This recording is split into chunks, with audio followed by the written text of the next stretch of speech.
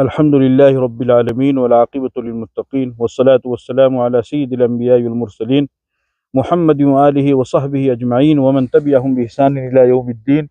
أعوذ بالله من الشيطان الرجيم. بسم الله الرحمن الرحيم. إنا نحن نزلنا الذكر وإنا له لحافظون. وقال الله تعالى ولقد يسرنا القرآن للذكر فهل من مدكر. وقال النبي صلى الله تبارك وتعالى عليه وسلم من قرأ القرآن فاستظهره فأحل حلاله وحرم حرامه أدخله الله الجنة البتة وشفعه في 10 من أهل بيته كلهم قد وجبت لهم النار أو كما قال عليه الصلاة والسلام. میرے محترم بزرگوں اور دوستوں اور معزز علماء کرام، ہم سب حضرات کے لیے انتہائی مسرت اور خوشی کا موقع ہے کہ اللہ رب العزت نے اپنے فضل و کرم سے رمضان المبارک کے ایک اہم فریضے اور امر کی تکمیل فرمائی ہے. رمضان المبارک کی دو خاص عبادتیں ہیں، جن میں سے ایک دن کی عبادت ہے اور ایک رات کی عبادت ہے. دن کی عبادت ہے روزہ رکھنا، اور رات کی عبادت ہے تراویح پڑھنا. نبی کریم صلی اللہ علیہ وسلم نے حدیث کے اندر ارشاد فرمایا کہ اللہ رب العزت نے دن کے روزے کو فرض فرمایا ہے اور رات کی تراویح کو آپ علیہ الصلوۃ والسلام نے سنت قرار دیا. یہ دو ایسی عبادتیں ہیں کہ یہ دونوں عبادتیں رمضان المبارک کے علاوہ دوسرے ایام میں یا دوسرے مہینوں میں ادا نہیں کی جاتی ہے. یعنی دن میں روزہ رکھنا، اس کی فرضیت صرف اور صرف رمضان المبارک کے ساتھ خاص ہے. رمضان المبارک کا مہینہ گزر گیا، اس کے بعد میں اگر کوئی انسان فرض کی نیت سے روزہ رکھنا چاہے تو وہ روزہ نہیں رکھ سکتا ہے، اس لیے کہ اللہ نے 12 مہینوں میں سے صرف رمضان کے مہینے میں روزہ فرض کیا ہے. البتہ وہ نفل کی نیت سے رکھنا چاہے تو پورے سال کے 5 دنوں کو چھوڑ کر کے پورے سال انسان نفل روزے رکھ سکتا ہے، اس کو نفل روزے رکھنے کا ثواب ملے گا. ایک تو رمضان المبارک گزرنے کے بعد شوال کی جو پہلی تاریخ آتی ہے، جس کو عید الفطر کہا جاتا ہے، ایک وہ دن، اور اسی طریقے سے قربانی کے 4 دن، یعنی 10ویں تاریخ، 11ویں، 12ویں اور 13ویں چاند کی، تو 4 دن قربانی کے ادھر اور 1 دن عید الفطر کا. سال کے ان 5 دنوں میں روزہ رکھنا حرام ہے. اللہ کی طرف سے سخت ممانعات ہے. اگر کوئی روزہ رکھتا ہے تو اس کو ثواب ملنے کے بجائے الٹا گناہ ہوگا، اس لیے کہ یہ دن اللہ کی طرف سے مہمان نوازی کے دن ہے. تو اللہ کی طرف سے حکم ہے کہ اس میں تم جو ہے مہمان نوازی کرو، اور مہمان نوازی کے موقع پر آپ حضرات جانتے ہیں کہ وہاں پر روزہ نہیں رکھا جاتا ہے، بلکہ کچھ کھانے پینے کا انتظام کیا جاتا ہے. تو اللہ کی طرف سے یہ مہمان نوازی کے دن ہے. باقی ان 5 دنوں کو چھوڑ کر کے اگر کوئی انسان پورے سال روزہ رکھے تو اللہ تعالیٰ اسے روزہ رکھنے کا ثواب عطا فرمائیں گے. اور رات کی جو عبادت ہے وہ ہے تراویح پڑھنا. تراویح کا عمل بھی صرف اور صرف رمضان المبارک کے ساتھ ہی خاص ہے. رمضان المبارک کے علاوہ بقیہ دنوں میں اگر کوئی 20 رکعت نماز پڑھے تو اسے 20 رکعت نفل پڑھنے کا تو ثواب مل جائے گا، لیکن اسے تراویح نہیں کہا جائے گا. اگر وہ تراویح کی نیت سے پڑھے تو اس کو بدعت قرار دیا جائے گا، اس لیے کہ شریعت میں اس کا کہیں ثبوت نہیں ہے. تو رات کا جو عمل ہے تراویح کا، وہ بھی صرف رمضان المبارک کے ساتھ ہی خاص ہے.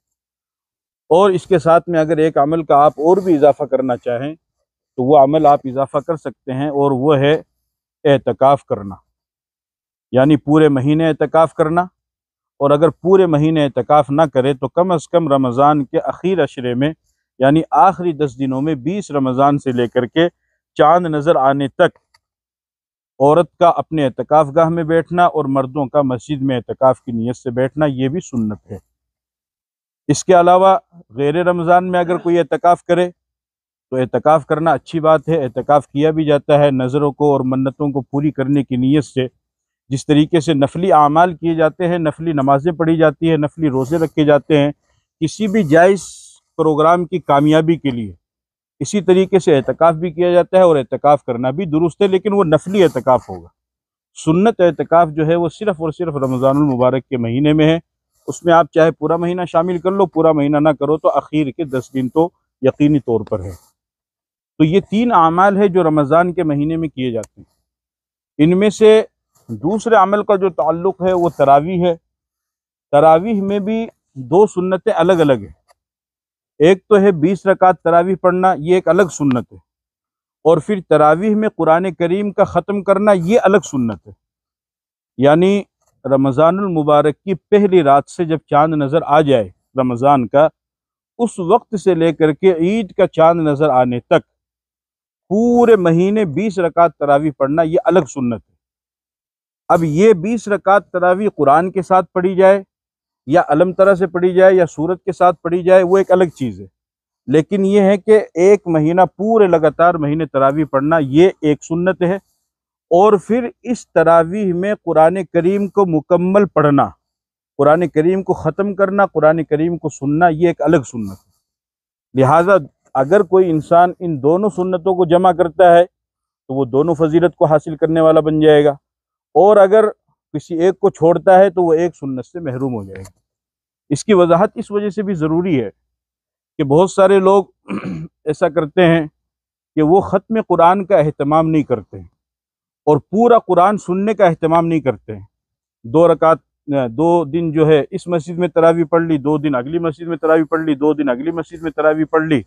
اب ظاہر سی بات ہے کہ ہر مسجد میں حافظ قرآن اپنے حساب سے تراویح پڑھاتا ہے، اپنے حساب سے پارے پڑھاتا ہے۔ کوئی 1.5 پارہ پڑھتا ہے، کوئی 1.25 پارہ پڑھتا ہے، کوئی 1 پارہ پڑھتا ہے، کوئی 2 پارہ پڑھتا ہے۔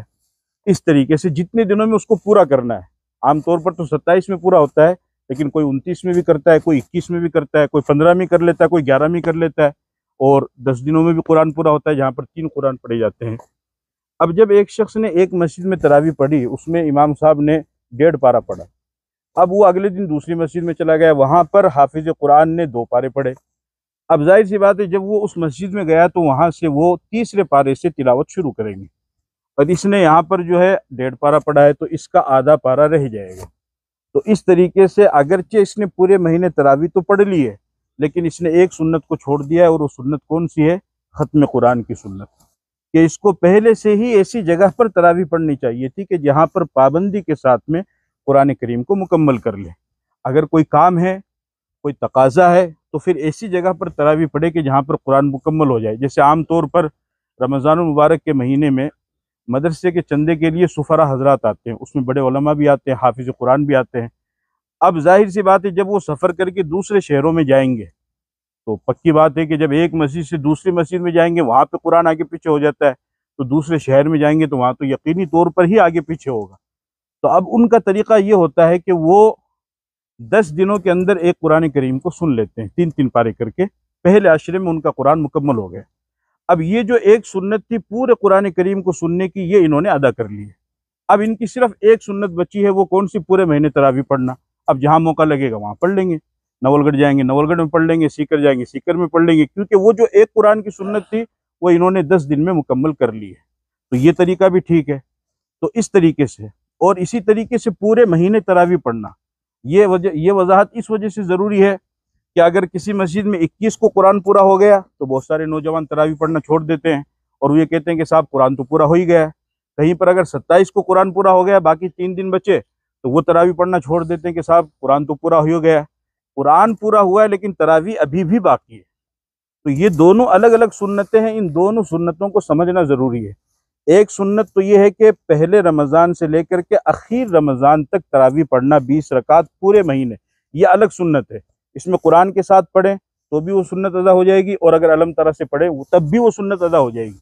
اور دوسری سنت ہے ختم قرآن کرنا۔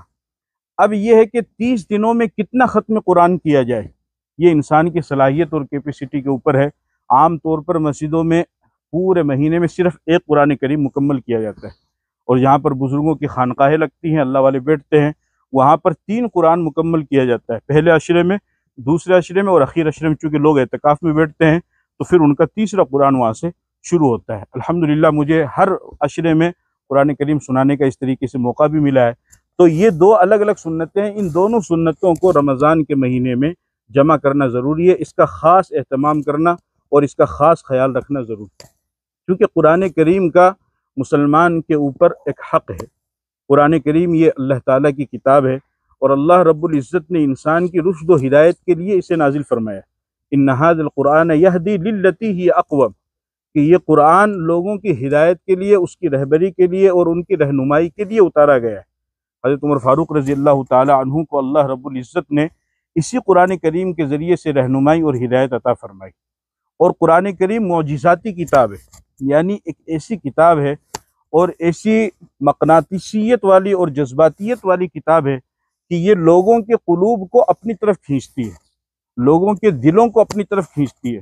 ایسی تاثیر اللہ رب العزت نے اس کتاب میں رکھی ہے کہ اس کتاب کے علاوہ باقی ایسی تاثیر دنیا کی کسی بھی کتاب میں نہیں۔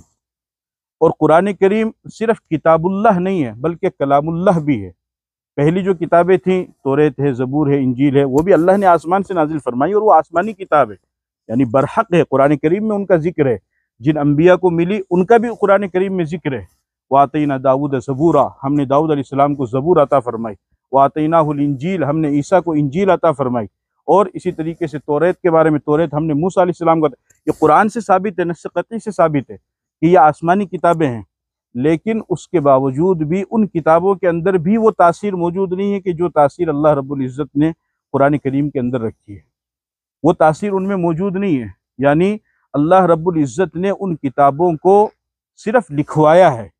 کتب یکتبو کے معنی عربی میں ہوتے ہیں لکھنا، لکھانا، تو وہ کتاب اللہ تو ہے کہ اللہ رب العزت نے فرشتے کے ذریعے سے ان کتابوں کو لکھوا دیا کہ بھئی توریت ہے، اس کو چلو لکھو، زبور ہے، اس کو لکھو، انجیل ہے، اس کو لکھو، لکھوا دیا، اور لکھوا کر کے پھر اس کے بعد میں وقت کے پیغمبروں کو وہ کتابیں اللہ نے عطا فرما دی کہ بھئی یہ کتاب ہے، اور ان کتابوں کو ان امتوں کے حوالے کر دیا، جس امت کو دی ان کے حوالے کر دیا کہ بھئی یہ کتاب ہے، یہ تم رکھو اور اس کی حفاظت بھی تمہیں کرنی ہے۔ اب ظاہر سی بات ہے اللہ نے تو اس کی حفاظت کی ذمہ داری لی نہیں، تو اب ان کمبختوں نے کیا کیا؟ یحرفون الکلم عن مواضعہ، انہوں نے اس میں تحریف کر دی۔ جو مسائل آسان لگے ان کو تو باقی رکھ لیا، اور جو ذرا مشکل لگے ان کو سائڈ سے نکال دیا۔ اب جب نکال دیا تو کوئی بولنے والا ہی نہیں ہے، کیونکہ لوگ بھی ایسے ہو گئے، اور اس کے جو جانکار تھے، جو رہبان تھے یہود کے، اور جو عیسائی علماء تھے یہود و نصارہ کے، انہوں نے اس میں تحریف کر دی، اور تحریف اس وجہ سے ہو گئی چونکہ اللہ نے حفاظت کی ذمہ داری نہیں لی۔ لیکن قرآن کریم ایک ایسی کتاب ہے کہ یہ صرف کتاب اللہ نہیں ہے بلکہ یہ کلام اللہ بھی ہے، یعنی اللہ نے قرآن کریم کو صرف لکھوایا نہیں بلکہ پورے قرآن کو اپنی زبان سے اللہ نے ادا بھی کیا ہے، اس کو پڑھا بھی ہے۔ اس کی کیا کیفیت ہے، اس کی کیا حیت ہے، اس کا کیا طریقہ رہا، اس کا علم اللہ کے سوا کسی کو نہیں۔ اس کے بارے میں اہل سنت والجماعت کا عقیدہ ہے کہ بس یہ اللہ کی شان ہے، جس طریقے سے بھی اللہ نے کیا بہرحال کیا، ہمیں تو اس پر یقین رکھنا ہے۔ یعنی جس طریقے سے ہم الحمد سے لے کر کے والناس تک پورے قرآن کو پڑھتے ہیں، ایک ایک حرف کو، قل هو اللہ احد اللہ الصمد لم یلد ولم یولد ولم یکن لہ کفوا احد، اس طریقے سے اللہ نے الحمد سے لے کر والناس تک قرآن کے ایک ایک حرف کو پڑھا ہے، اس کا کلام کیا ہے، اس لیے اس کو کلام اللہ کہا جاتا ہے۔ باقی جو پہلی کتابیں تھیں ان کو پڑھا نہیں اللہ نے، کلام صرف لکھوا دیا کہ بھئی یہ لکھ دو اور امتوں کے حوالے کر دو، پیغمبر کو دے دو۔ لیکن اس قرآن کو اللہ نے لکھوایا بھی ہے اور ساتھ میں اللہ نے اس کا کلام بھی کیا، اور قرآن میں باقاعدہ اس کا پورا تعارف ہے، اور اس کی حقانیت پر اللہ نے سب سے پہلے دلیل دی، مثال دی۔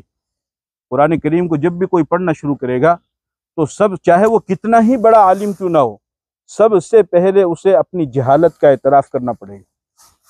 اور وہ کیسے؟ کہ قرآن کریم کا پہلا جملہ ہے الف لام میم، سورہ بقرہ جو شروع ہوتی ہے الف لام میم۔ الف لام میم علماء کرام فرماتے ہیں، مفسرین فرماتے ہیں کہ یہ حروف مقطعات میں سے ہے۔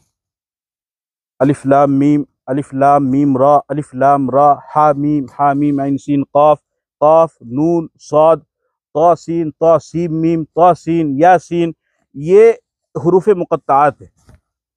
ان حروف مقطعات میں کا ترجمہ اور معنی کوئی کتنا ہی بڑا عالم کیوں نہ ہو کسی کو بھی نہیں معلوم۔ اور آپ جب پڑھیں گے ترجمے کو اور تفسیر کو یا کسی عالم کا ترجمہ سنیں گے تو یہ الفاظ حروف مقطعات جہاں پر بھی آئیں گے وہ ایک ہی بات کہیں گے، اللہ عالم بمرادہ، کہ بھئی اس کا مطلب کیا ہے، صرف اللہ ہی کو معلوم۔ تو قرآن کریم کا پہلا حرف الف لام میم، اللہ پاک نے دعویٰ کیا کہ اگر تم اپنے آپ کو بہت بڑے عالم سمجھتے ہو تو بتاؤ الف لام میم کے معنی کیا ہے۔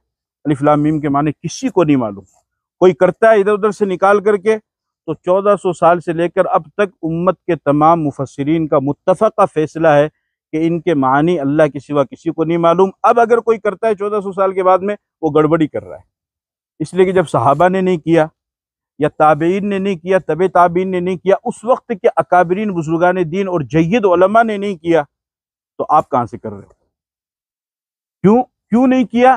اس وجہ سے نہیں کیا کہ اس کا ترجمہ اللہ نے کسی کو بتایا ہی نہیں۔ بعض علماء فرماتے ہیں کہ پیغمبر کو معلوم تھا، لیکن بعض علماء یہ بھی فرماتے ہیں کہ بس پیغمبر کو بھی نہیں معلوم تھا، صرف اللہ ہی کو معلوم۔ تو قرآن کریم شروع کرتے ہی سب سے پہلے اللہ نے اس کا اقرار کروایا کہ شروع تو کر رہے ہو لیکن یہ کہو الف لام میم۔ ہزاروں کی تعداد میں قرآن کریم کی تفسیر لکھی گئی ہے، عربی زبان میں لکھی گئی ہے، فارسی زبان میں لکھی گئی ہے، اردو زبان میں لکھی گئی ہے، اور اسی طریقے سے دنیا کے تقریباً کئی زبانوں کے اندر قرآن کریم کا ترجمہ چھپ چکا ہے، کئی زبانوں کے اندر، اس میں انگریزی بھی ہے، فرنچ بھی ہے، اور یورپین ممالک کے جتنے ہیں، اور عربی ممالک کے اور فارسی ممالک جتنے بھی، ان تمام زبانوں میں الحمدللہ ہزاروں کی نہیں لاکھوں کی تعداد میں قرآن کریم کا ترجمہ چھپ چکا ہے، لیکن الف لام میم کا ترجمہ کوئی بھی نہیں کر سکتا۔ تو اللہ نے اس کا دعویٰ کیا کہ پہلے اپنے آپ کو جاہل ثابت کرو، اور پھر پہلے تو یہ کہا اور پھر اس کے بعد میں آگے فرمایا ذالک الکتاب لا ریب فیہ۔ ایک بات اور سن لینا کان کھول کر کے، پہلی بات تو تیری دلیل یہیں پر گر گئی اور تیری دیوار یہیں پر ریت کی ثابت ہو گئی کہ تجھے اس کا معنی ہی نہیں معلوم، اور پھر بھی اگر تیرے دماغ میں کچھ شک ہے، کچھ خناس بھرا ہوا ہے اور کچھ انانیت ہے میری کتاب کے بارے میں، تو اگلی ہی موقع پر اللہ تعالیٰ نے اس کی بھی تردید فرما دی، فرمایا ذالک الکتاب لا ریب فیہ، اس کتاب میں ذرہ برابر بھی شک و شبہ نہیں ہے۔ پہلی بات تو تیرے کو آتا نہیں ہے، آتا ہے تو الف لام میم کا ترجمہ کر کے بتا، ٹھیک ہے مان لیا وہاں پر نہیں آتا ہے، اللہ ہی کو معلوم ہے، تو اب آگے چل۔ یہ ہوتا نا کہ چلو بھائی اس کا تو نہیں معلوم، آگے غلطی نکالیں گے، خیر مسلمان تو نہیں کرے گا لیکن جو یہود و نصارہ ہیں، جو مخالفین اسلام ہیں، جو مخالف قرآن ہے، وہ تو نکالیں گے نا اس میں سے۔ تو فرمایا ذالک الکتاب لا ریب فیہ، ذرہ برابر شک شبہ نہیں، اگر کہیں پر شک شبہ نظر آئے گا تو تیرے ہی علم کی اور عقل کی کمی ہوگی، اس کتاب میں تو شک شبہ نہیں۔ اور اس کا تعارف کروایا، قرآن سے پوچھو کہاں سے آیا ہے، وَإِنَّهُ لَتَنزِيلُ رَبِّ الْعَالَمِينَ، رب العالمین کی طرف سے میں آیا ہوں۔ کون لے کر کے آیا ہے؟ نزل بہ الروح الامین، روح الامین یعنی جبرائیل مجھے لے کر کے آیا ہے۔ کس کے اوپر نازل ہوا ہے؟ علی قلبک، محمد صلی اللہ علیہ وسلم کے سینہ مبارک پر میں نازل ہوا ہوں۔ کس وجہ سے نازل ہوا ہے؟ لتکون من المنذرین، تاکہ لوگوں کو ڈرائیں جہنم سے اور ان کو خوشخبری دے جنت کی نعمتوں کی۔ کون سی زبان میں نازل ہوا ہے؟ بلسان عربی مبین، عربی زبان میں نازل ہوا ہے۔ پہلے بھی کوئی ثبوت ہے؟ وَإِنَّهُ لَفِي زُبُرِ الْأَوَّلِينَ، پہلی کتابوں میں بھی میرے بارے میں بتلایا گیا ہے۔ قرآن خود اپنا تعارف کرا رہا ہے۔ تو قرآن صرف کتاب اللہ نہیں ہے بلکہ یہ کلام اللہ بھی ہے، کہ اللہ رب العزت نے اس کو لکھوایا بھی ہے اور ساتھ میں اس کا کلام بھی کیا ہے۔ اس قرآن کریم کے علاوہ باقی کسی بھی کتاب کو یہ فضیلت حاصل نہیں ہے کہ اللہ نے اس کا کلام کیا۔ اب آپ اندازہ لگائیے کہ اللہ رب العزت جس کا کلام کریں اور جس کتاب کو پڑھیں وہ کتنی عظیم الشان فضیلت اور برکت والی کتاب ہے۔ اسی لیے تو اللہ نے اس میں تاثیر رکھی ہے، اور ایسی زبردست تاثیر ہے کہ اس تاثیر کو کوئی مٹا نہیں سکتا ہے، اور قیامت تک وہ تاثیر باقی ہے، اور الحمدللہ ہر زمانے میں وہ تاثیر ظاہر ہو رہی ہے، ہر زمانے میں۔ آپ حضرات اچھی طریقے سے جانتے ہیں کہ کوئی انسان کسی بھی چیز کو اسی وقت پڑھتا ہے جب وہ اس کو سمجھتا بھی ہے، اگر وہ سمجھتا نہیں ہے تو نہیں پڑھے گا۔ مثال کے طور پر آپ کو فارسی نہیں آتی ہے، اب میں اگر لا کر کے آپ کو فارسی کی کتاب دے دوں، آپ اس کی 2 لائن بھی نہیں پڑھیں، کیوں؟ آپ سمجھ ہی نہیں رہیں گے تو آپ کیوں پڑھیں گے؟ کسی انسان کو انگریزی نہیں آتی ہے، اس کو انگریزی کا اخبار لا کر کے دے دو تو ظاہر سی بات ہے وہ 2 لائن بھی نہیں پڑھ، جب اس کو سمجھ میں نہیں ہے، وہ کہے مجھے سمجھ میں نہیں آ رہی تو میں پڑھوں گا کیا؟ آدمی اسی چیز کو پڑھتا ہے جس کو وہ سمجھتا ہے۔ قرآن کریم کی یہ تاثیر ہے کہ اس کو کوئی سمجھے یا نہ سمجھے، اس کے باوجود بھی وہ پورا قرآن کریم پڑھ لیتے ہیں۔ آپ ایک بچے سے پوچھ لو، اس کو صرف اتنا کہہ دو بیٹا اعوذ باللہ کا ترجمہ بتا، اس کو نہیں معلوم۔ یہ حافظ ابراہیم صاحب بیٹھے ہیں، ان کو پوچھ لو ترجمہ، چھوٹی سی سورت کا ہی پوچھ لو انا اعطیناک کا، اس کو نہیں معلوم ہوگا، لیکن یہ حافظ ہے، صرف قرآن کو پڑھا نہیں، پورا قرآن اپنے سینے میں اتار لیا ہے۔ بتاؤ، یعنی ایک لائن کا ترجمہ نہیں معلوم بچے کو، ایک سطر کا ترجمہ نہیں معلوم، تفسیر تو بہت دور کی بات ہے۔ اور ادھر معاملہ کیا ہے کہ اگر انسان کسی چیز کو سمجھتا نہیں ہے تو پڑھتا نہیں 2 لائن بھی، اور یہاں پر یہ صورتحال ہے کہ پورے 30 کے 30 پارے بغیر سمجھے ہی اپنے سینے میں اتار لیتا ہے۔ یہ صرف قرآن کی تاثیر ہے، قرآن کے علاوہ کسی کتاب کی نہیں۔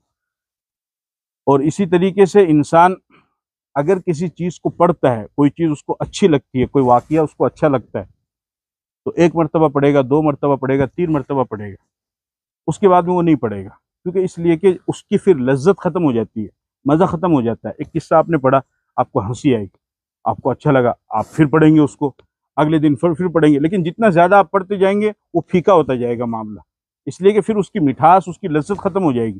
قرآن کریم کی خاصیت ہے کہ جتنی مرتبہ آپ پڑھیں گے، اگلی مرتبہ پہلے سے زیادہ مزہ آئے گا، لذت آئے گی۔ کبھی بھی یعنی انسان کا دل بور نہیں ہوتا ہے، انسان کا دل تھکتا نہیں ہے کہ یار بس اب نہیں پڑھیں گے، نہیں، الحمدللہ۔ اور اس کا طریقہ بھی یہی ہے۔ ابھی آپ نے دیکھا کہ 20ویں رکعت کے اندر میں نے کون سی سورت پڑھی تھی؟ سورہ بقرہ پڑھی، اولئک هم المفلحون تک۔ یہ کیوں پڑھی؟ حالانکہ قرآن تو سورہ ناس میں پورا ہو گیا، وہی تو پورا ہو گیا نا۔ یہ اسی لیے پڑھتے ہیں، یہ سنت طریقہ ہے، یہ مستحب طریقہ ہے۔ اور یہ صرف تراویح میں نہیں ہے، بلکہ تراویح کے علاوہ ویسے بھی قرآن کریم کا ختم ہو تب بھی یہ سنت ہے کہ جب آپ قرآن کریم کی تلاوت مکمل کر لیں، جتنے دن میں بھی کریں، 10 دن میں کریں، 1 مہینے میں کریں، 2 مہینے میں کریں، جب قرآن کریم 30 پارے کی تلاوت مکمل ہو جائے تو فوراً الحمد شریف پڑھو، اس کے بعد الف لام میم سے لے کر کے ہم المفلحون تک پڑھو کہ اللہ تو نے اپنے فضل و کرم سے یہ میرا قرآن کریم مکمل کروا دیا، اور اب میں صرف ارادہ نہیں کرتا ہوں اس کو دوبارہ پڑھنے کا، بلکہ اس کو میں شروع بھی کر دیتا ہوں الف لام میم ذالک کتاب لا ریب فیہ، اور پھر اب جیسے موقع ملے اس طریقے سے دوبارہ تلاوت شروع کر جاؤ، دوبارہ کر لے، تبارہ کر لو، چوبارہ کر لو۔ اس طریقے سے قرآن کریم کو ہر زمانے میں بہت بڑی مقدار میں اور بہت بڑی تعداد میں پڑھا گیا۔ شیخ الحدیث مولانا زکریا کاندھلوی رحمۃ اللہ علیہ نے فضائل اعمال میں ایک جگہ لکھا ہے کہ ایک بزرگ کا انتقال ہوا تو انہوں نے اپنے بیٹے کو بلایا اور بلا کر کے فرمایا کہ بیٹا اس کمرے کے اندر کوئی گناہ نہ کرنا۔ وہ کہنے لگا کہ ابا جان گناہ تو خیر کہیں بھی نہیں کرنی چاہیے، اللہ کی نافرمانی تو، لیکن آپ پرسنل اس کمرے کے بارے میں کہہ رہے ہیں، اس خاص حجرے کے بارے میں کوئی وجہ ہے؟ فرمایا کہ میں نے اس کمرے میں 4000 مرتبہ قرآن کریم مکمل کیا ہے، اس لیے میں تجھے یہ وصیت کر رہا ہوں کہ بیٹا اس کمرے میں اس کا احتیاط رکھنا، یہ بابرکت کمرہ ہے اور اس میں نے اتنی مرتبہ اللہ کا کلام مکمل کیا۔ اس طریقے سے لوگوں نے قرآن کریم کو پڑھا، رات دن پڑھتے ہی چلے گئے، باقی ہی نہیں رکھا۔ اور اس طریقے امام عاصم کوفی رحمۃ اللہ علیہ بڑے امام ہیں، تجوید میں ہم ان کی تابعداری بھی کرتے ہیں، ہم ان کی قرات کے مطابق قرات کرتے ہیں۔ عاصم کوفی، کوفہ کے رہنے والے، ان کے منہ سے الائچی کی خوشبو آیا کرتی تھی اور زبردست خوشبو آیا کرتی تھی۔ ایک مرتبہ کسی شاگرد نے کہا کہ حضرت آپ کے منہ سے اتنی زبردست اور بہترین خوشبو آتی ہے، اس کا راز کیا، اس کی وجہ کیا؟ فرمانے لگے کہ چھوڑ دو، راز کو راز میں ہی رہنے دو۔ کہ نہیں حضرت بتائیے، کچھ تو وجہ ہے۔ جب زیادہ اصرار کیا تو فرمایا کہ تمہیں معلوم ہے کہ میں رات دن قرآن کریم پڑھنے پڑھانے میں لگا رہتا ہوں۔ ایک مرتبہ خواب میں نبی پاک صلی اللہ علیہ وسلم کی زیارت ہوئی اور اللہ رب العزت کے پیغمبر نے مجھ سے فرمایا کہ عاصم تم رات دن قرآن کریم کی تلاوت میں اور اس کو پڑھنے پڑھانے میں لگے رہتے ہو، آؤ میں تمہارے ہونٹوں کو بوسہ دوں۔ اور آپ علیہ الصلوۃ والسلام نے خواب میں میرے ہونٹوں کو بوسہ دیا۔ وہ دن ہے اور آج کا دن ہے کہ میرے منہ سے اس طریقے سے بہترین خوشبو آتی ہے۔ اور پھر کیا ہوا؟ قرآن کریم کو پڑھتے رہے، پڑھتے رہے، پڑھتے رہے، پڑھتے رہے، یہاں تک کہ جب موت کا وقت قریب آیا تو قرآن کریم کی ایک آیت ثم ردوا الی اللہ مولاہم الحق، اس آیت پر پہنچے اور وہیں پر ان کی روح قبض ہو گئی۔ ایسی خوش نصیب موت، دعا کرتے ہیں اللہ قرآن پڑھتے پڑھتے موت دے اور مرتے مرتے قرآن پڑھنے کی توفیق دے۔ تو یہ تو خالی دعا کرنے سے تو نہیں ہوگا نا، اس کی آدمی تلاوت بھی کرے، پورے دن نہ صحیح تو کم از کم صبح کے وقت میں پاؤ پارا، آدھا پارا یا 1 پارا، جیسی اللہ تعالیٰ کی طرف سے توفیق ہو اس کی تلاوت. جس انسان کے صبح کا آغاز اللہ کی تلاوت سے، قرآن کریم کی تلاوت سے ہوگا، اللہ تعالیٰ اس کے پورے دن اور رات کے کاموں میں خیر اور برکت عطا فرماتے ہیں. تو یہ تاثیر ہے قرآن کریم کی کہ اس کو پڑھا جاتا ہے، اور جتنا پڑھا جائے گا اتنا ہی کبھی بھی انسان کا من بھرتا ہی نہیں. کوئی 50 سال کا ہو جائے، 60 سال کا ہو جائے، 80 سال کا ہو جائے، وہ یہ کہے کہ یار بس اب میرا من نہیں. حالانکہ بہت ساری کتابیں ہیں. آپ بڑے بڑے جو علماء ہوتے ہیں یا جو کتاب کے پڑھنے والے ہوتے ہیں، آپ ان کی لائبریری میں جائیے، ان کے کتب خانے میں جائیے. ہاں اس کتاب کا میں نے مطالعہ کیا تھا، 4 سال پہلے کیا تھا. ہاں اس کتاب کو میں نے 5 سال پہلے پڑھا تھا. اب جس کتاب کا مطالعہ ہو جاتا ہے، جس کتاب کو پڑھ لیتے ہیں، اس کو ذرا اوپر رکھ دیتے ہیں کہ بھئی نئی کتاب آئے گی تو نئی کتاب کا مطالعہ ہوگا، کیونکہ ایک بار تو پڑھ لیا ہے. اب میں خود ماہنامہ دارالعلوم منگاتا ہوں. دارالعلوم دیوبند کا ماہنامہ آتا ہے ہر مہینہ، اس میں جیسے ندائے شاہی مراد آباد کا آتا ہے اس طریقے سے. اب ماہنامہ جنوری کا آیا، اس کا میں نے مطالعہ کر لیا، اس کو سائڈ میں رکھ دیا. فروری کا آ گیا، ابھی آیا 2-4 دن پہلے، تو ابھی اس کا مطالعہ شروع نہیں کیا، وہ تو عید کے بعد کریں گے کیونکہ وقت نہیں. اب فروری کا جب کر لوں گا اس کو سائڈ میں رکھ دوں گا. حالانکہ وہ دارالعلوم دیوبند کا ماہنامہ ہے، کوئی معمولی نہیں ہے. تو ظاہر سی بات اس میں جو مضمون آئے گا کوئی معمولی مضمون تو آئے گا نہیں، زبردست خطرناک قسم کا مضمون آئے گا. لیکن ہے تو کتاب ہی ہے، تو کسی عالم کی لکھی ہوئی. فروری کا مطالعہ ہو جائے گا، اس کا مارچ کا آئے گا اس کا. تو جس کا انسان مطالعہ کرتا جاتا ہے اس کو سائڈ میں رکھتا جاتا ہے، اور اپنے سے دور کرتا جاتا ہے اور اوپر رکھتا جاتا ہے سائڈ میں کہ بھئی اس کا مطالعہ ہو گیا. پھر ایک وقت آتا ہے کہ یا تو کسی طالب علم کو، اپنے کسی شاگرد کو ہدیہ کر دیتا ہے کہ بیٹا یہ کتابیں ہیں، میں تو بوڑھا ہو گیا ہوں یا دوسرے کام میں لگ گیا ہوں، اب تم جو ہے اس کا مطالعہ کرو. یا پھر ان ساری کتابوں کو اٹھا کر کے کسی مدرسے میں ہدیہ دے دیتا ہے کہ بھئی اس کا اپنے کتب خانے میں ان کتابوں کو جمع کر لو، اور میرے پاس تو اتنا وقت نہیں اور میں نے ان کا مطالعہ کر لیا. آنے والا کوئی آئے گا تو، کیونکہ مدرسے میں تو طلبہ ہوتے ہیں تو وہ اپنے طور پر مطالعہ کرتے رہتے ہیں. تو اس طریقے سے ہے. لیکن قرآن کریم کے بارے میں آپ کبھی بھی نہیں سنیں گے کہ انسان نے اس کو اپنے آپ سے دور کر لیا. وہ ہمیشہ انسان کی میز کے پاس ہی ملے گی، ہمیشہ وہ انسان کی تپائی پر پہلے نمبر پر ہی ملے گی. اس لیے کہ اس کتاب سے کبھی سیری نہیں ہوتی ہے، اس کتاب سے کبھی پیٹ نہیں بھرتا انسان. جتنا پڑھتا جائے گا اتنی لذت اس کو آتی جائے گی. یہ صرف اور صرف قرآن کریم کی خاصیت، قرآن کے علاوہ دوسری کسی کتاب کی نہ یہ تاثیر ہے نہ خاصیت. اور اسی طریقے سے جب انسان کسی چیز کو سنتا ہے تو اس کو اگر اچھی لگتی ہے تو وہ بھی اس کو 1 مرتبہ سنتا ہے، 2 مرتبہ سنتا ہے، 3 مرتبہ سنتا ہے. پھر اس کے بعد میں کتنی ہی اچھی اور عمدہ آواز میں پڑھی گئی چیز کیوں نہ ہو، کچھ بھی ہو، نظم ہو یا نغمہ ہو، کچھ بھی ہو، کتنی ہی عمدہ آواز میں کیوں نہ پڑھی گئی ہو، 2 4 5 10 مرتبہ 20 مرتبہ پڑھ کر کے پھر سن کر کے اس کو چھوڑ دیتا ہے، کیونکہ اس کی لذت پھر ختم ہو جاتی ہے، پھر نئی چیز کی طرف جاتا ہے. لیکن قرآن کریم ایسا ہے کہ جتنا آپ اس کو سنیں گے اور اتنی ہی لذت اس میں محسوس ہوگی. اور ہر زمانے کے اندر قرائے کرام نے اور قرآن کریم کے قاری نے ایسا قرآن پڑھا ہے کہ انسان اس کو سن کر کے دنگ رہ جاتا ہے. ہر زمانے میں آپ امام حرم کی تلاوت کو نکالیے، اس میں مشہور امام شیخ عبد الرحمن السدیس حفظہ اللہ تعالی، ان کی تلاوت سنیے. ایک الگ ہی جہان اور ایک الگ ہی دنیا آپ کو محسوس ہوگی، ایک الگ قسم کی لذت اور سرور آپ کو محسوس ہوگا، اور ایسا لگے گا کہ بس ان کی تلاوت چلتی رہے اور میں سنتا ہی رہوں. اس طریقے سے آپ کو محسوس ہوگا، آپ سنیں گے. اور اس کے ساتھ ان کے علاوہ الشیخ سعود الشریم حفظہ اللہ، ان کی تلاوت سنیے تو ان کا ایک الگ ہی انداز ہے، ان کا ایک الگ ہی لہجہ ہے. اسی طریقے سے عبداللہ بن عواد الجوہنی، یہ بھی وہیں کے امام ہیں، ان کی تلاوت سنیے، ان کا ایک الگ ہی انداز ہے. تو اس طریقے سے یہ تو صرف حرمین کے ائمہ اور علماء کی میں آپ کو بتلا رہا ہوں. اس کے علاوہ مصر کے علماء کی تلاوت آپ سنیں، اور اسی طریقے سے عرب ممالک کی جو دوسرے علماء ہیں جو ائمہ قرآن ہیں ان کی تلاوت کو آپ سنیں تو آپ کو ایک عجیب طرح کی لذت اور سرور محسوس ہوگا کہ ایسی خوبصورت آواز میں قرآن کریم کو پڑھا گیا کہ آپ کا من ہی نہیں بھرے گا اور آپ یہ چاہیں گے کہ بس سنتے رہیں اور سنتے رہیں. یہ تاثیر صرف اور صرف قرآن کریم کی ہے. قرآن کے علاوہ کسی بھی چیز میں یہ تاثیر موجود نہیں کہ انسان جتنا زیادہ اس کو سنتا ہے اتنا ہی زیادہ لذت اس کے اندر آتی ہے.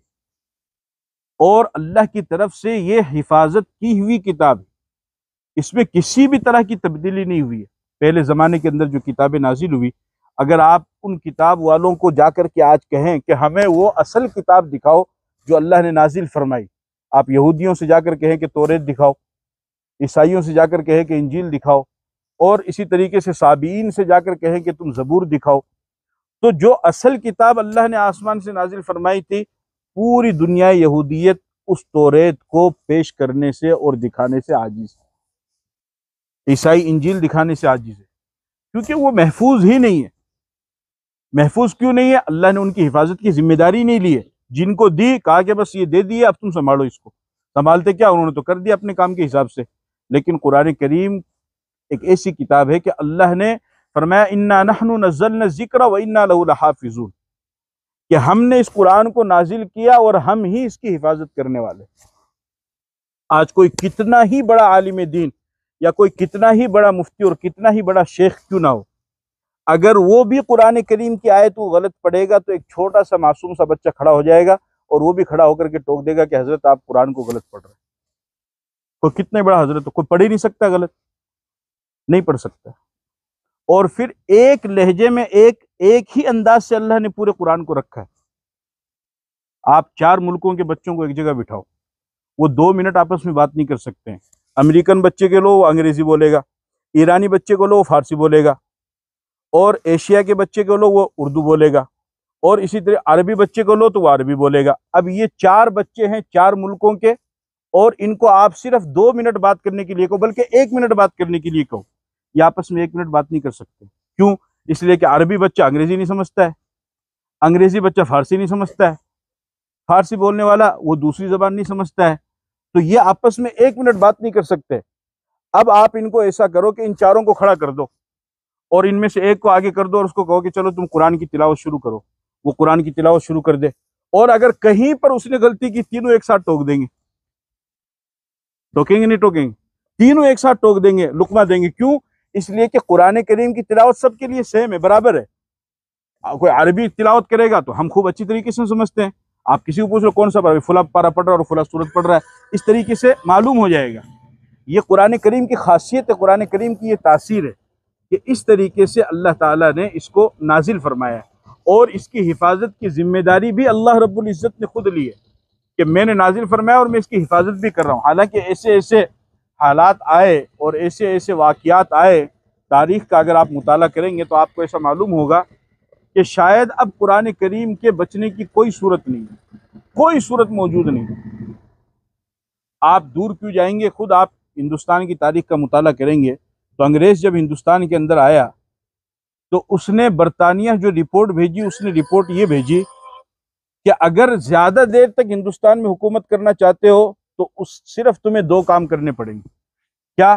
ایک تو قرآن کریم کو ختم کرو، اور دوسرے جو قرآن کو پڑھنے پڑھانے والے ہیں ان کو ختم کرو۔ کیوں؟ اس لیے کہ قرآن کریم میں جو آیات ہیں، جو واقعات ہیں، اور جو غزوات کو بیان کیا گیا ہے، وہ غزوات ان کے ایمان کو تازہ کرتے، جنگ بدر، جنگ احد وغیرہ وغیرہ، جتنے غزوات کو بیان کیے گئے۔ تو جب یہ رپورٹ ان کے پاس پہنچی تو تقریباً 57 کے اندر انہوں نے 3 لاکھ نسخے قرآن کریم کے جلائے کہ بھئی قرآن کو ختم کرو، اور صرف ایک حکم نامہ جاری کر دیا کہ جہاں پر کوئی داڑھی ٹوپی والا نظر آئے، پوچھنے کی ضرورت نہیں ہے، سیدھا اس کے اوپر اٹیک کرو اور اس کو ختم کر دو۔ آپ اس کا اندازہ اس بات سے لگائیے کہ جب حضرت شاہ ولی اللہ محدث دہلوی رحمۃ اللہ علیہ کے زمانے میں جب انگریز آیا، اور شاہ عبدالعزیز کے زمانے میں، اس وقت دلی کی ہر گلی کے اندر مدرسے تھے اور ہزاروں علماء تھے، ہر گلی کے اندر۔ انگریز نے جب علماء کو ٹارگیٹ بنانا شروع کیا تو اتنا ظلم کیا، اتنا ظلم کیا، اتنا علماء کو ٹارگیٹ بنایا کہ پھر اس دلی کا یہ حال تھا کہ اس پوری دلی کے اندر اگر کوئی مر جاتا تو کوئی میراث کے مسائل بتانے والا اور کوئی جنازہ پڑھانے والا نہیں ملتا۔ اس طریقے سے اتنا خطرناک قسم کا ظلم ان لوگوں نے علماء کرام کے اوپر کیا، اور ایسا محسوس ہو رہا تھا کہ بس اب تو اسلام کی تاریخ ختم، قرآن کریم ختم۔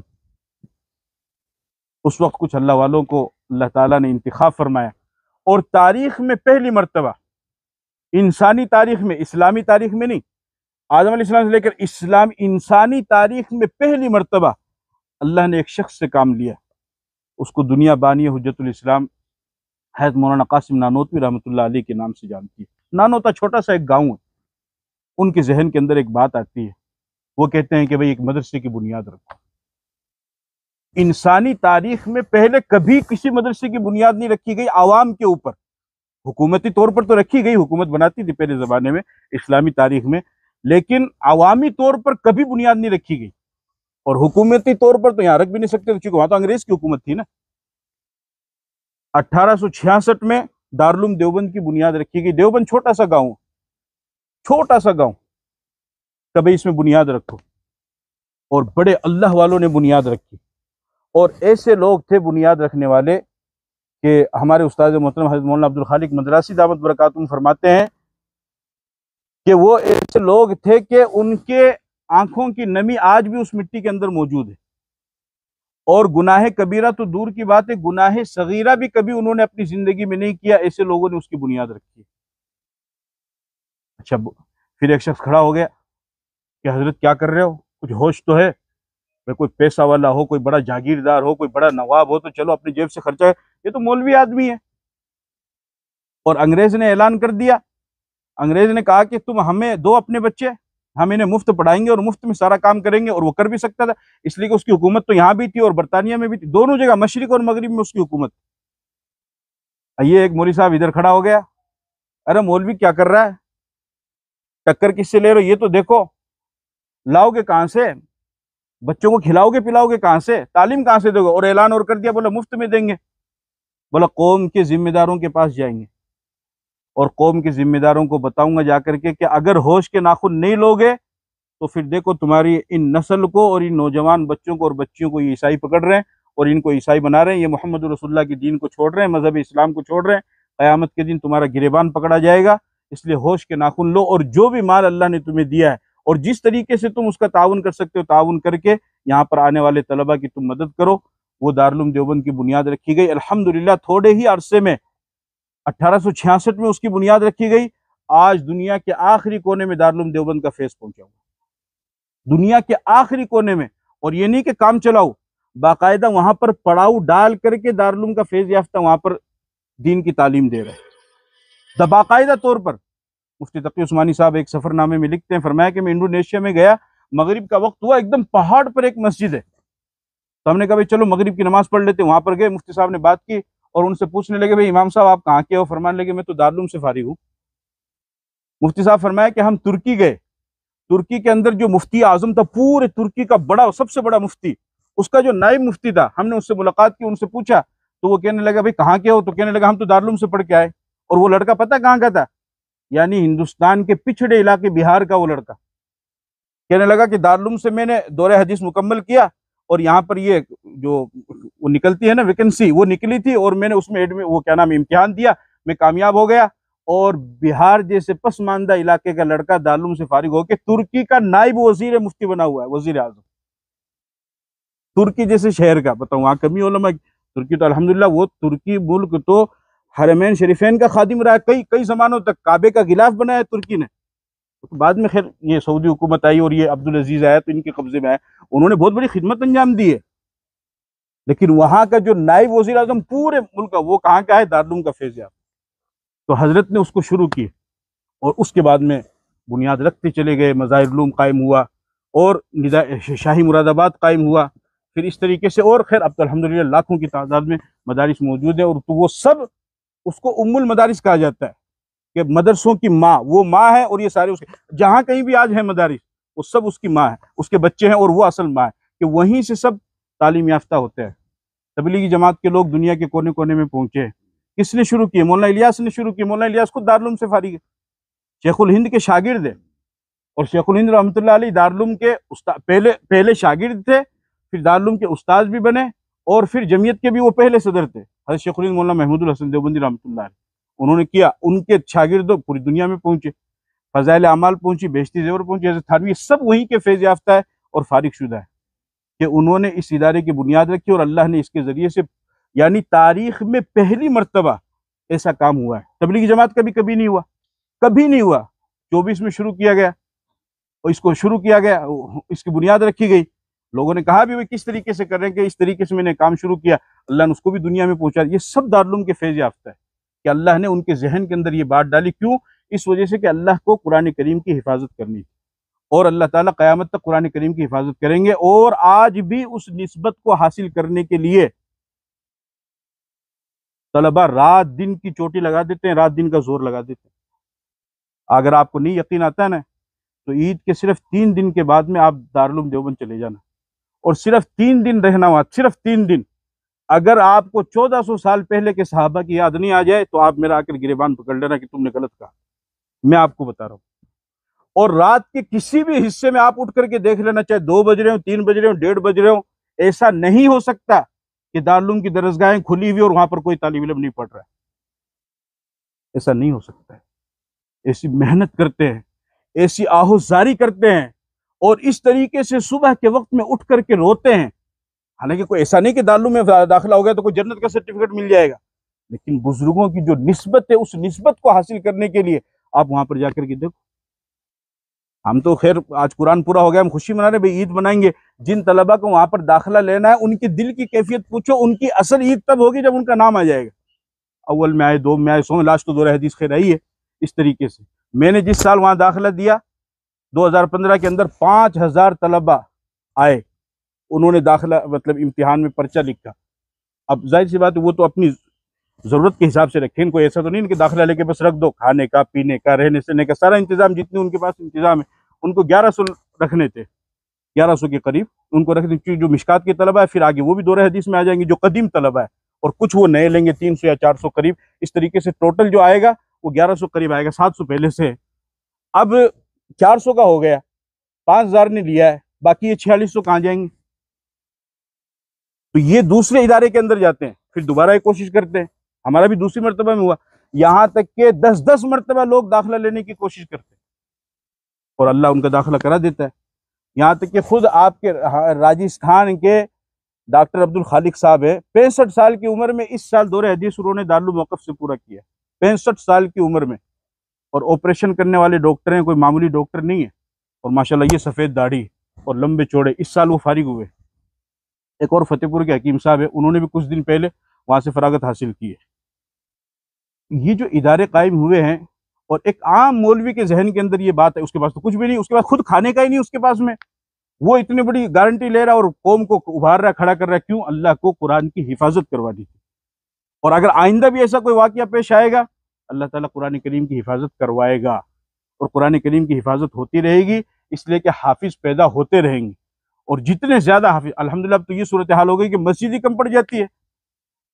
پہلے تو خیر لوگوں کو پکڑ کر کے، جیسے قاضی کو پکڑ کے لاتے تھے، یار کہیں بھی کر کے مردہ نے سنبھال، اور نہ قبر میں گیر، اور جو بھی تنہ کرنا تو کر کے کھانا پوری کر کے اس کو پورا کر، قاضی کو لاتے۔ آج اس کی بھی ضرورت نہیں ہے، ایسے کسی قاضی کو پکڑ کے لے آتے تھے، یا کوئی میاں جی ہوتا تھا اس کو پکڑ کر کے لے آتے، یار تو علم طرف سے تو تراویح پڑھا۔ اب تو صورتحال یہ ہے کہ بولو آپ کو قرآن کتنا سننا ہے، قرآن کتنا سننا ہے آپ یہ بتائیے، اور الحمدللہ سنانے والے موجود ہیں، اور سنا رہے ہیں، اور بہت بڑی مقدار میں سنا رہے ہیں۔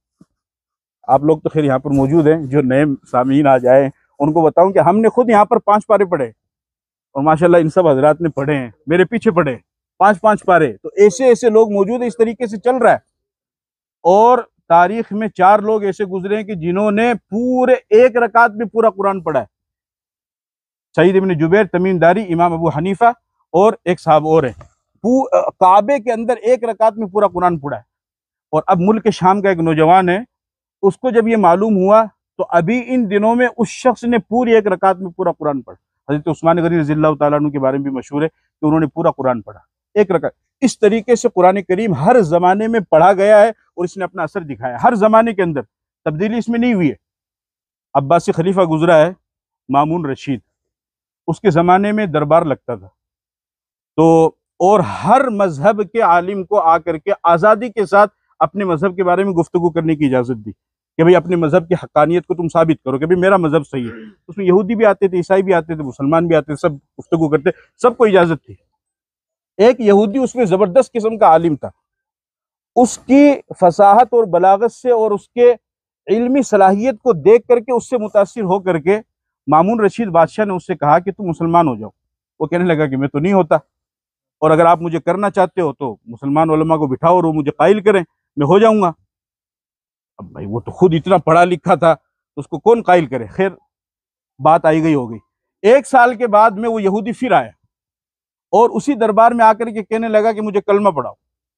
مامون رشید نے کہا کہ جب میں نے کہا تھا، جب تو تجھے دقت ہو رہی تھی، اور اب تو خود کلمہ پڑھنے کے لیے آ گیا۔ اس نے کہا کہ اصل مسئلہ یہ ہے کہ میں صرف بڑا عالم نہیں ہوں، بڑا عالم نہیں ہوں، اس کو رہبان کہا جاتا ہے یہودی زبان میں، جو یہودیوں کے بڑے عالم ہوتے ہیں ان کو رہبان کہا جاتا ہے۔ یا ایھا الذین آمنوا ان کثیرا من الاحبار والرہبان، یہ تو جمع ہے، اور ویسے رہبان کہا جاتا ہے، رہبانیۃ ابتدعوها قرآن میں ہے نا۔ اس نے کہا کہ میں صرف بڑا عالم نہیں ہوں بلکہ میں کاتب بھی ہوں، خوش نویس ہوں، بہترین رائٹنگ ہے، میری تحریر بہت اچھی ہے اور میں نسخے لکھتا ہوں۔ تو یہودی میرے پاس میں نسخے لے کر کے آئے، میں نے ان کو 3 نسخے لکھ کر دیے قرآن اس کے توریت کے، اور اس میں تحریف کر دی، انہوں نے قبول کر لیا۔ عیسائی آئے، اس کے 3 نسخے انجیل کے میں نے لکھے، اس میں نے تحریف کر دی، گڑبڑی کر دی اور ان کو دے دیا، انہوں نے قبول کر لیا صرف میری تحریر کو دیکھ کر۔ مسلمان آئے، انہوں نے قرآن کریم دیا، میں نے اس کے نسخے بھی لکھے، اس میں نے تحریف کی، لیکن چند ہی دنوں کے بعد میں وہ 3 نسخے مسلمانوں نے مجھے واپس کر دیے اور مجھے کہا کہ اس کے اندر تحریف کر دی گئی ہے، یہ وہ کتاب نہیں جو اللہ نے اپنے پیغمبر پر اتاری ہے، اس میں گڑبڑ کی گئی ہے۔ تو یہودی کہنے لگا کہ اس وقت میرے دل کے اندر احساس پیدا ہوا کہ واقعتاً یہ قرآن کریم صحیح اور برحق کتاب ہے، اس لیے کہ اگر یہ برحق اور صحیح نہ ہوتی تو جس طریقے سے انہوں نے میری تحریف کی ہوئی کتاب کو بھی قبول کر لیا تو یہ مسلمان بھی اس کو قبول کر لیتے، لیکن انہوں نے قبول نہیں کیا ہے اور اس کی وجہ سے وہ متاثر ہوا اور اس نے کلمہ پڑھا اور مسلمان ہو۔ اس لیے کہ تبدیلی اس میں ہو نہیں سکتی، لا تبدیل لکلمات اللہ لا یاتیہ الباطل من بین یدیہ ولا من خلفہ، آگے سے بھی باطل اس میں ٹانگ نہیں اڑا سکتا ہے، پیچھے سے بھی نہیں اڑا سکتا ہے۔ کیوں؟ تنزیل من حکیم حمید، آیا کہاں سے ہے؟ اوپر والے کی طرف سے آیا ہے، اس کی طرف سے نازل ہوا ہے اور اس نے حفاظت کی ذمہ داری لی ہے، تو کوئی کیسے تبدیلی کر دے گا؟ تاثیر پیدا کرتا ہے، صرف مسلمان نہیں، ہر انسان کے قلب کے اندر تاثیر پیدا کرتا ہے، ہر انسان کے قلب کے اندر۔ مصر کے صدر گزرے جمال عبد الناصر، تو مصر کے ایک مشہور قاری گزرے ہیں، آپ نے نام بھی سنا ہوگا، قاری عبد الباسط۔ کسی زمانے میں لاکھوں لوگ ان کی تلاوت سننے کے لیے بےتاب رہا کرتے تھے، لاکھوں لوگ۔ آج ہی میں صبح دیکھ رہا تھا تو ایک بہت بڑا بزنس مین ہندوستان کا قاری عبد الباسط کے پاس پہنچا مصر اور کہنے لگا کہ حضرت آپ کسی بھی طرح اپنا وقت نکال کر کے ایک مرتبہ ہندوستان میں آ جائیں، لاکھوں لوگ آپ کو قرآن کریم، آپ کے قرآن کو سننا چاہتے ہیں۔ اور پھر اس کے بعد میں جو ہے انہوں نے خیر اپنی ترتیب بنائی اور وہ آئے بھی اور سورہ رحمان کی تلاوت کی، وہ تلاوت بھی موجود ہے، اس میں لکھی ہوئی تھی پورا مضمون، اور وہ تلاوت بھی میں نے سنی، آج ہی کی بات ہے، اس میں وہ پوری تلاوت موجود تھی، انہوں نے وہ کی، لوگ متاثر ہوئے۔ اور پیر ذوالفقار صاحب فرماتے ہیں کہ مجھے بھی ان کے ساتھ وقت گزارنے کا موقع ملا، تو ان کی یہ خاصیت تھی کہ پورے دن قرآن کریم کو پڑھا کرتے، پورے دن۔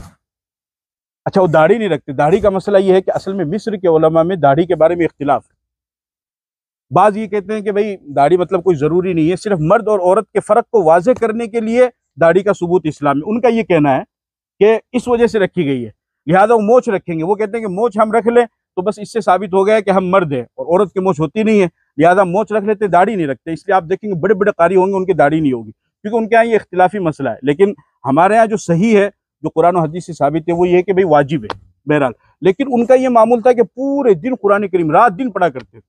تو ایک مرتبہ حضرت نے ان سے فرمایا کہ آپ کی زندگی کا کوئی فکر ہو تو فرمانے کہ وہ مصر ناصر، انہوں نے رشیا کا دورہ کیا اور اس وقت اس کا صدر تھا خروشیف، اس سے جب دورہ ہوا اس نے بات کی تو اس نے جو لپیٹا اسلام کو، قرآن کو، ایسا ہے ویسا ہے، نکما ہے اور حقیر ہے اور یہ ہے اور وہ ہے، کیونکہ یورپی ممالک کے تھے وہ، تو جمال عبد الناصر کو برداشت نہیں، اس نے کہا بیٹا ٹھیک ہے آج تو تیرے پاس موقع ہے، تجھے جو بولنا ہے بول، اور پھر وہیں پر اگلا دورہ بھی اسی وقت کر لیا کہ میں کچھ دنوں میں پھر دوبارہ آؤں گا یہاں رشیا کا، ٹھیک ہے بھائی آ جانا، ملک کا صدر تھا وہ تو مصر کا، اس کو کون منع کرتا۔ وہ مصر آئے، کو کہا کہ تیاری کر لو فلاں تاریخ میں رشیا چلنا ہے۔